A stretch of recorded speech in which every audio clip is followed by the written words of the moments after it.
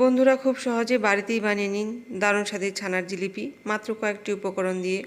দুধটাকে প্রথমে ছানা কাটিয়ে 1 ঘন্টা জল ঝরিয়ে সেই ছানাটার মধ্যে 2 চামচ ময়দা, হাফ চামচ চিনি আর 1 চিমটি বেকিং পাউডার, 1 চামচ ঘি দিয়ে ভালো করে মেখে নিতে হবে।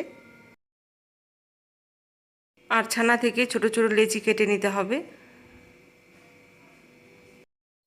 একটা করে লেচি নিয়ে হাত দিয়ে এভাবে সলতের মতো পাকিয়ে পেঁয়াজ দিয়ে জিলিপিগুলোকে বানিয়ে নিতে হবে।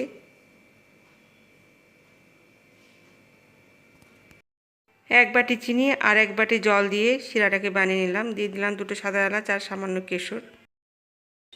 দেখতে হবে শিরাটা যেন বেশি ঘন না হয়। এবারে তেলটাকে হালকা গরম করে নিয়ে সব জিলিপিগুলোকে ভেজে নেব আর 1 ঘন্টার জন্যে শিরার মধ্যে চুবিয়ে রাখবো।